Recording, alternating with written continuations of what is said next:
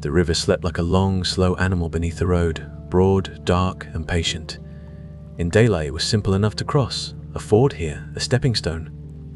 There. And people paid little heed to the way the bank shifted as seasons wore away at mud and reed. But after sunset, the river became an uncertain thing. Mist could rise from it in long sheets that hid the opposite bank. Sounds bent and lengthened. Paths that had carried a man whole 1 month might vanish there.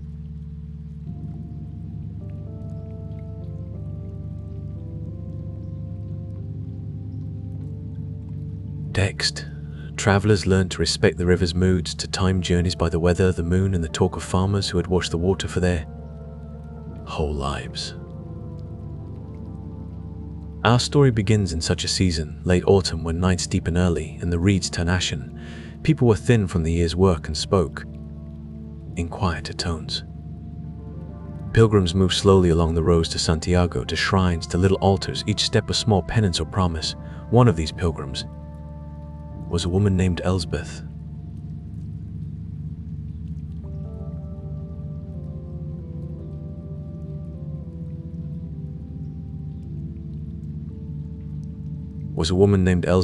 She had made a vow months earlier, something sharp and private, a promise offered in the heat of grief, and she was determined to keep.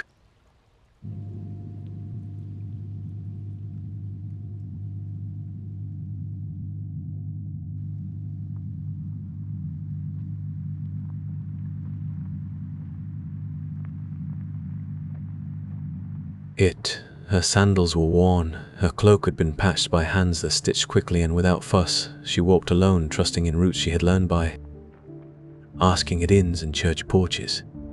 When Elsbeth reached the river at dusk, the ford she had used on the map's margin was gone. The water had swollen and spread into the dark like ink.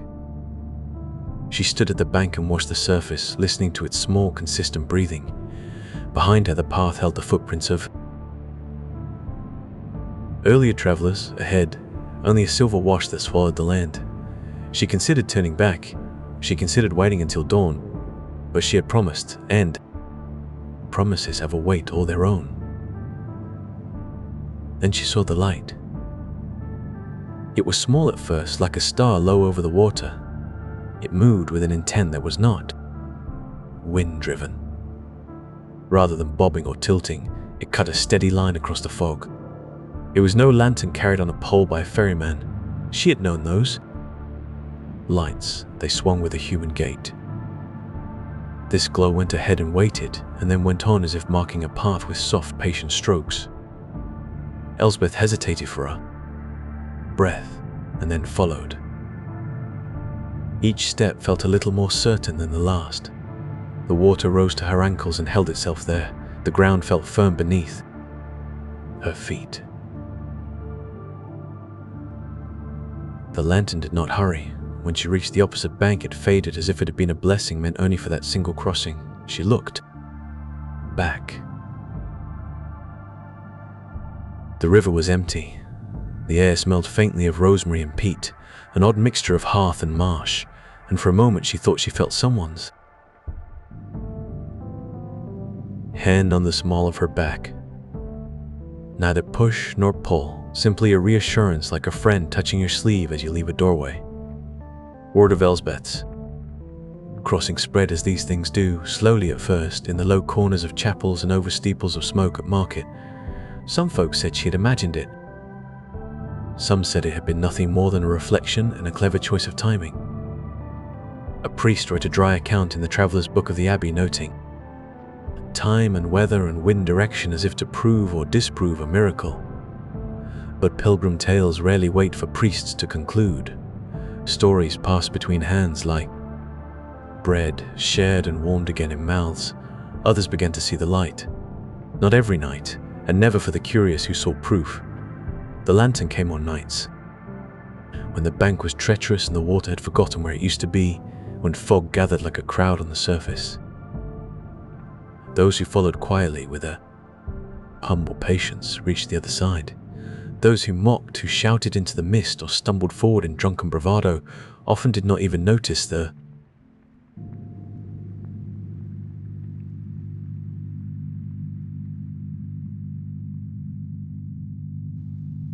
The story hardened into a rule of sorts. The lantern did not appear for the selfish or the hasty. As seasons folded, people who passed the river found themselves watching for that glow and measuring what it meant. Milder souls said it was St. James guiding pilgrims on their way. The more practical suggested it might be a lantern placed by a kindly ferryman who preferred to do his work unseen. A few older women muttered about water spirits and old oaths tithed long ago by those who'd loved the land. Each explanation said as much about the teller as it did about the lantern. A small company of 3 once reached the bank. Together, a boy with first-time zeal in his stride, a cooper whose knees ached from work and pilgrimage both, and a scholar whose satchel rattled faintly with the weight of inkpots and maps. They had been traveling separately and met on the road by chance. When the lantern came, it traced the familiar line across the fog. The boy laughed once with relief. The cooper wept softly, patting his chest as if something old had eased. The scholar watched with precise attention, marking the lantern's speed and the way it paused at a certain reed. Halfway across, the scholar stopped. He set down his satchel, removed his boots, and with a careful hand, tucked a coin inside each one. He arranged them on a stone that rose just above the waterline so they would not wash away. People who saw this later said he made an offering. The boy wanted to know why, and the cooper simply nodded as if he understood without asking.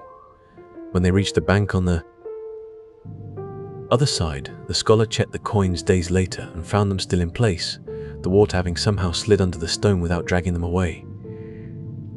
He wrote the detail into his travel notes as if it mattered to future readers. Whether it did was for the future to decide. Not every lantern appearance ended in comfort. Once, a man came to the river drunk and defiant. He shouted into the fog, daring whatever might be there to show itself.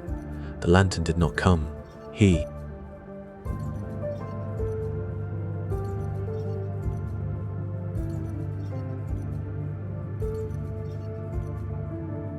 tried to wade forward, and the water took hold of his boot, turned cold of his boot, turned cold and treacherous. Men from the next cottage rushed out, pulled him free, and scolded him. Not for failing a test of bravery, but for endangering others who might need aid that night.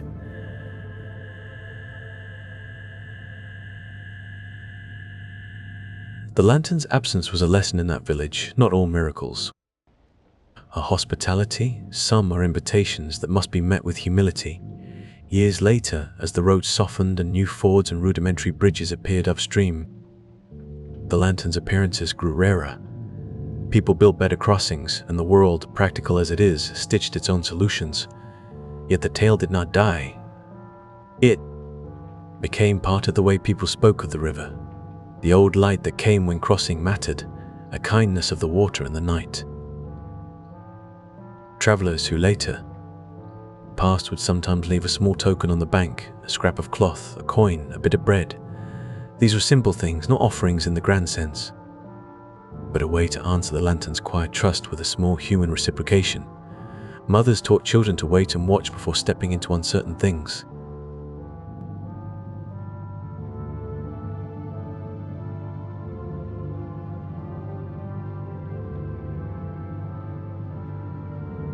Innkeepers kept a string of lanterns dimly lit along the road at dusk, less a copy of the river's miracle than a courtesy inspired by it.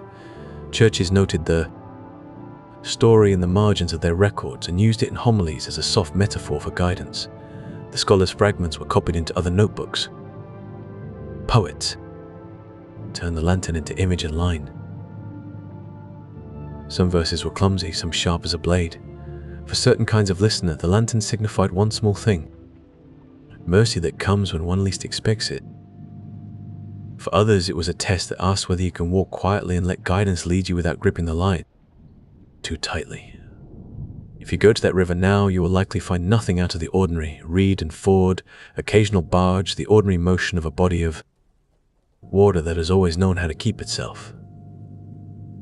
You might find, too, the faint mark on the bank where so many people once waded, the worn patch of turf where boots were set down and ties were retied. In foggy weather, late and cold, you might pause at that place and feel the immediate past press close like warm wool.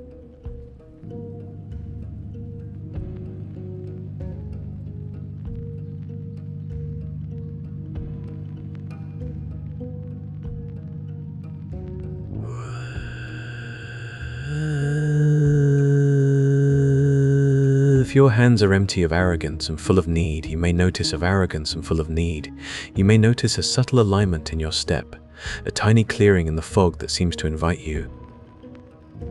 Whether you see a glow or only remember it, the river keeps teaching what it teaches.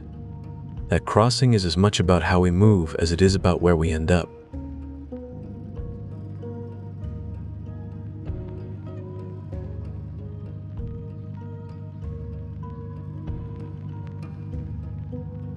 The lantern's story is not flashy. It is not written in great capitals in the chronicles. It lives in quiet, the way hands fold in prayer, the hush where people wait, the small trust that guides steps across uncertain ground. In the end, perhaps, that is all a pilgrim can ask for. A small light that will walk ahead of them, patient and unobtrusive, leading them only as far as they need.